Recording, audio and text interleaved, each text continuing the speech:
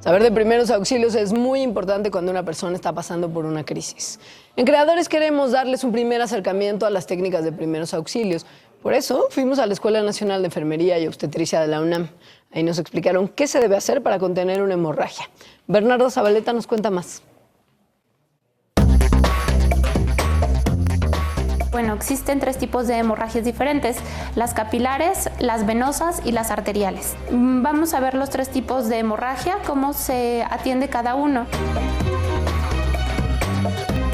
Aquí tenemos una hemorragia de tipo capilar. La lesión solamente es de la epidermis y de la dermis.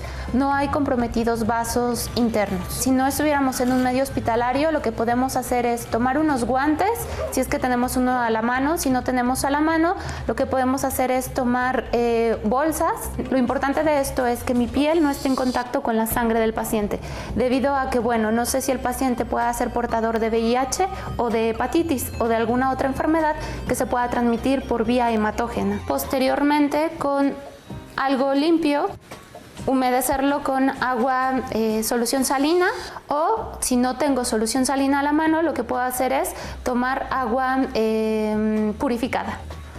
Hacer una compresión, unos 5 segundos y valorar cómo está el sangrado.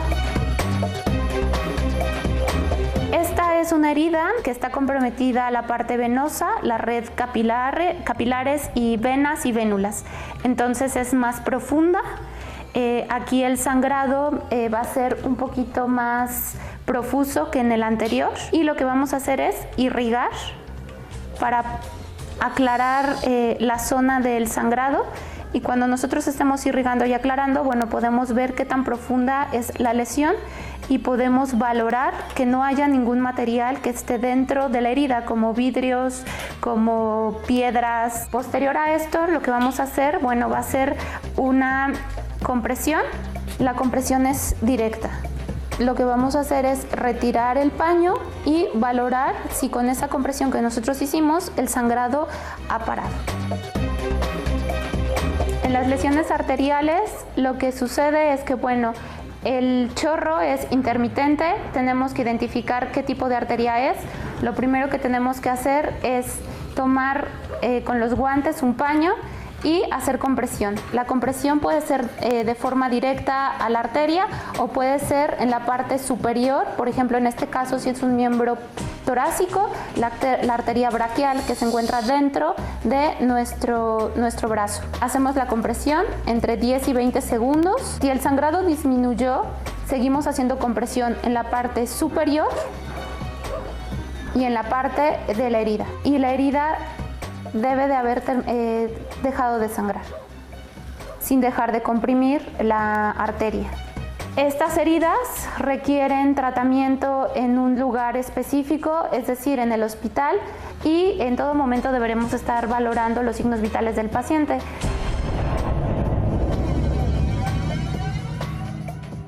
Otra técnica muy importante de primeros auxilios es la resucitación cardiopulmonar o RCP. Para decirnos cómo aplicarla correctamente, hoy nos acompañan Mario Cuna y Miguel Puente de la Escuela Nacional de Enfermería y Obstetricia de la UNAM. Muy buenas noches y bienvenidos a Creadores. Hola, ¿qué tal? Buenas Gracias noches. por venir. Veo Gracias. además que vienen acompañados. Antes de presentar a nuestro tercer invitado, quería preguntarles ¿en qué momento se tiene que aplicar la resucitación cardiopulmonar? Generalmente la resucitación cardiopulmonar es una situación que de preferencia la debe de realizar una persona capacitada, que tenga una certificación precisamente. ¿Para qué? Para evitar complicaciones en la persona. Se realiza cuando la persona no respira y no tiene pulso. ¿Qué complicaciones podría haber si, por ejemplo, yo decido que tengo las credenciales suficientes para realizar este procedimiento y no las tengo?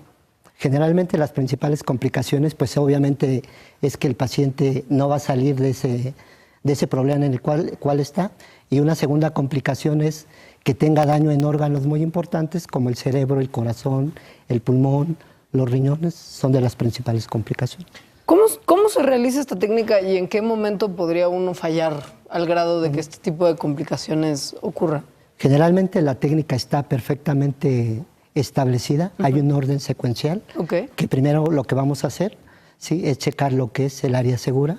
Llegamos con el paciente y hay que verificar que todo el entorno en el cual estamos sea perfectamente seguro para mí, que soy un resucitador, ¿sí? Y tanto para el paciente. Lo ideal es que el paciente esté en el piso, que esté en una zona rígida como esta. ¿Por qué? Porque al momento de dar nosotros las compresiones, ¿sí? Esto va a facilitar que sean más efectivas. Si les parece, podemos empezar a Ok. demostrar la técnica mientras usted nos va platicando para como ir paso a paso. Checamos el área segura como lo hicimos hace un momento.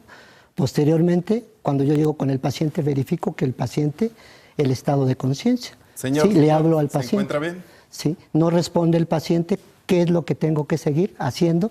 Activar el sistema de emergencia. ¿Sí?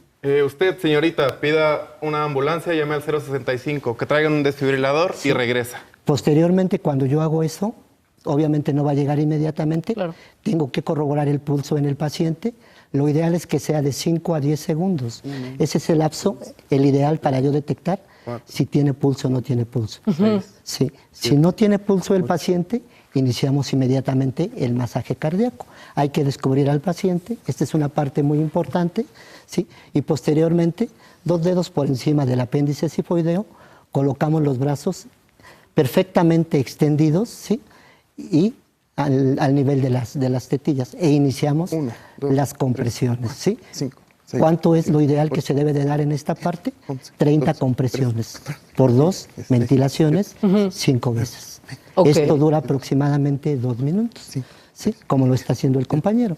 ¿Sí? Nosotros siempre cuando hacemos esto, ¿sí? Posteriormente vamos a dar las ventilaciones, hay que hiperextender para que haya una buena entrada del oxígeno. ¿Hiperextender a qué se refiere? Sí, a levantar un poquito el mentón, ¿sí? Y la barbilla del paciente, Ok. para que la vía aérea se abra y pueda entrar mejor el oxígeno. En caso de que no tengamos algún objeto como la boquilla con la que lo está realizando su compañero, Esta se- pregunta es sumamente importante. Ok. Sí, generalmente lo ideal es que se tenga. Por eso debe de ser una persona quien esté certificada para hacer Claro. esta maniobra.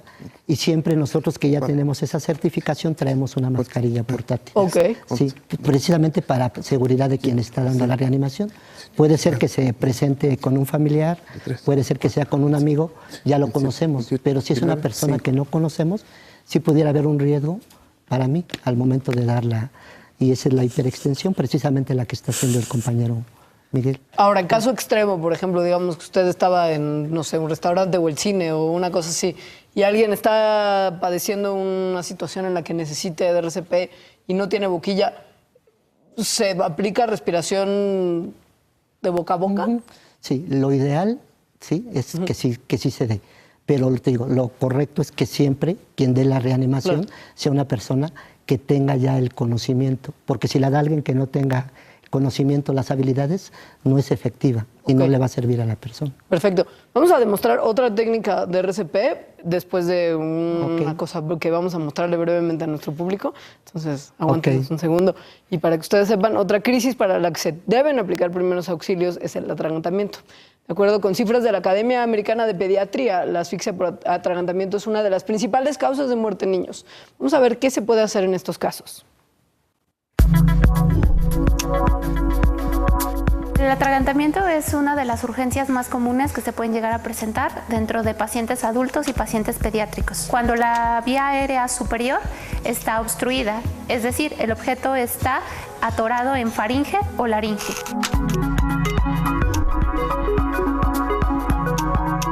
Lo que el paciente hace es el signo universal de atragantamiento. El paciente lleva sus manos hacia el cuello en señal de que se está atragantando y empieza un proceso de desesperación. Nosotros en ese momento lo que vamos a hacer es colocar nuestro dedo pulgar dentro de nuestro puño y ver dónde está el apéndice gifoides. Una vez que lo localizamos, mi mano va de esta manera, el dorso hacia acá, y con mi otra mano lo que hago es impulsar y es hacia arriba, movimientos fuertes y hacia arriba, haciendo que el paciente pueda toser y que pueda expulsar el objeto que está dentro de la vía aérea.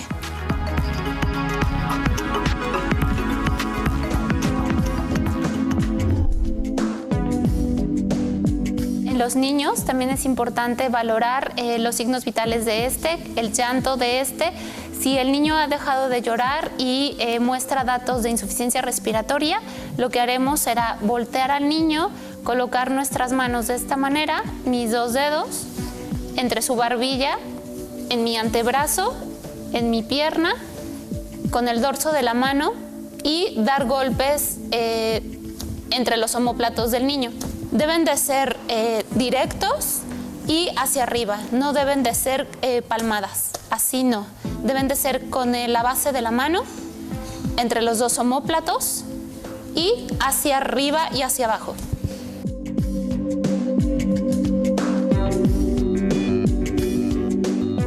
Como pudimos apreciar en la nota, las técnicas para realizar primeros auxilios en adultos y en neonatos son distintas. Entonces, hace unos momentos nos contaron cómo podemos atender a una persona adulta con la técnica de RCP.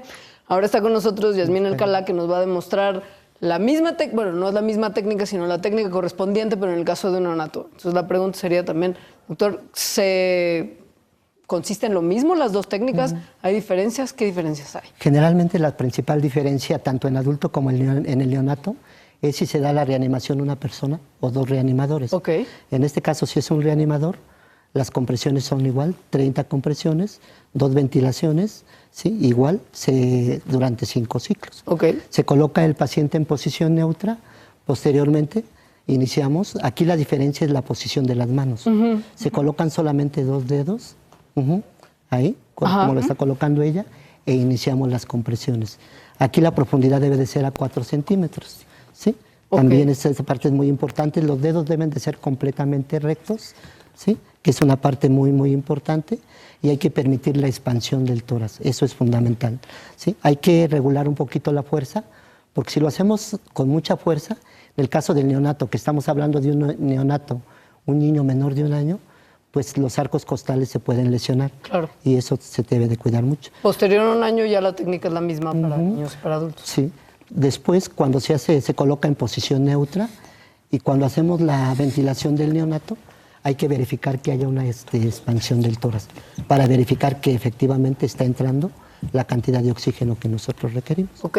¿El tiempo es el mismo? ¿La cantidad de compresiones son las mismas? Sí, con un reanimador. Okay. Cuando es con 2, ahí sí se modifica un poquito, Okay. Pero generalmente es lo mismo. Después de que se hacen los 5 ciclos, como le está haciendo la compañera, se termina y hay que ahí hacer la valoración del pulso. Okay. Igual de 5 a 10 segundos. ¿Por qué es importante esta parte? Porque generalmente ahí es donde nos damos cuenta si la reanimación cardiopulmonar que hicimos fue realmente efectiva. Claro. Porque después de eso, el niño tendrá que ser llevado a un hospital, ¿sí?, de especialidad, donde se le va a dar el manejo que realmente requiere, con el equipo que realmente se requiere. Ahora, ¿no se toma también el pulso en el cuello como se tomaría con adultos? Se toma el pulso braquial. Ah, sí, ahorita para que lo vean ustedes, claro, aquí se hace de este lado, pero lo ideal es que sea lo más próximo a donde estoy yo. Claro. Oiga, pues muy interesante, como una especie de breve recordatorio, ¿qué tenemos que tomar en cuenta siempre que creamos que alguien necesita RCP? Como para tenerlos fresco en mente. La valoración es fundamental, ¿sí? Valorar el área segura. Algo muy, muy importante es activar el servicio de urgencia, porque si yo quiero dar reanimación, va a llegar un momento en que ya no va a ser efectiva. Claro. Entonces activo el servicio de emergencia al 065 y posteriormente valorar el pulso para diferenciar si es solamente un paro respiratorio o es un paro cardiorrespiratorio. Okay. No respira y no hay pulso en Claro. el paciente. Oiga, pues qué interesante. Muchas gracias por venir y por Por nada. ayudarnos a conocer un poquito más las técnicas y sobre todo las diferencias entre ellas. Le agradecemos a usted y a su público la invitación. Una vez más, Que gracias. tengan buena noche. Por nada, hasta luego. Y tenemos que ir a un corte. Quédense.